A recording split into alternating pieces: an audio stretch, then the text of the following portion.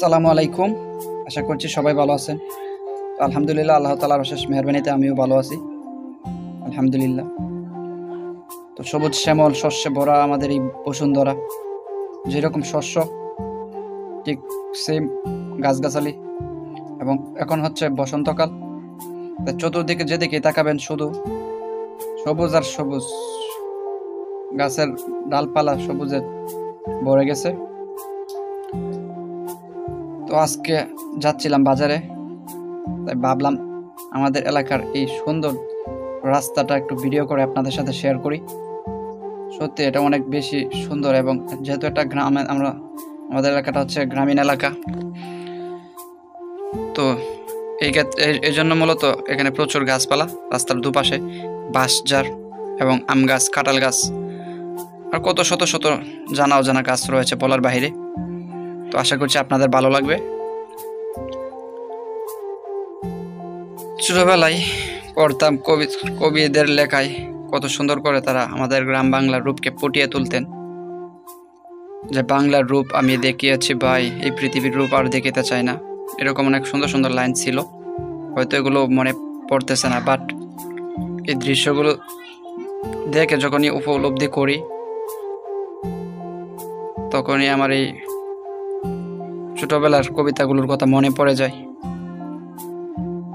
সত্যি যারা লেখালেখি করে তারা হচ্ছে ওই প্রকৃতির ভিতর ডুবে থাকে, যে কারণে তারা প্রকৃতির সৌন্দর্যকে উপলব্ধি করতে পারে। আর আমরা সাধারণ মানুষ যারা লেখালেখি করি না, তারা প্রকৃতিকে গভীরভাবে চিন্তা করি না এবং প্রকৃতির ভিতর ঢুকতেও চাই না। তাই জাস্ট আমরা চলাচল করি ঠিকই, প্রকৃতির সৌন্দর্য আমাদের মাঝে চতুর্দিকে থাকে ঠিকই, বাট আমরা সেগুলোকে দেখতেও পারি না, আমাদের হৃদয় দিয়ে অন্তর দিয়ে উপলব্ধি করতে পারি না। তো এই জায়গায় হচ্ছে আমাদের ডিফারেন্স।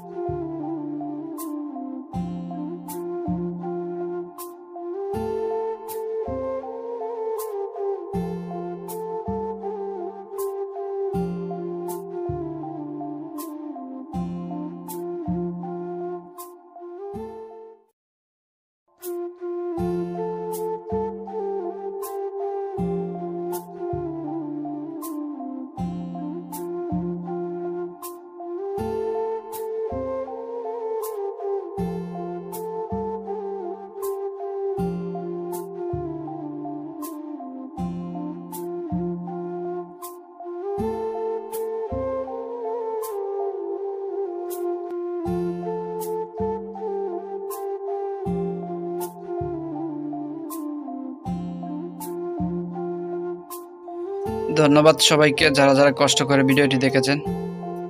ভালো লাগলে অবশ্যই আপনার মতামত কমেন্টে জানাতে পারেন এবং আমাকে সাপোর্ট করতে চাইলে সাবস্ক্রাইব করে পাশে থাকতে পারেন। তো বিশেষ করে যারা প্রবাসে আছেন এবং শহরে আছেন, ছোটো থেকে গ্রামে বড় হয়েছেন, এখন গ্রামকে মিস করেন, তাদের জন্য আমার এই চ্যানেল। চাইলে আপনারা আমার ফেসবুক পেজে ফলো দিয়ে রাখতে পারেন অথবা ইউটিউব চ্যানেলকে সাবস্ক্রাইব করে রাখতে পারেন। সকলকে নামাজের দাওয়াত রইল। ইনশাল্লাহ দেখা হবে নতুন কোনো ভিডিওতে। সবাই ভালো থাকুন, সুস্থ থাকুন। আসসালামু আলাইকুম, আল্লাহ হাফেজ।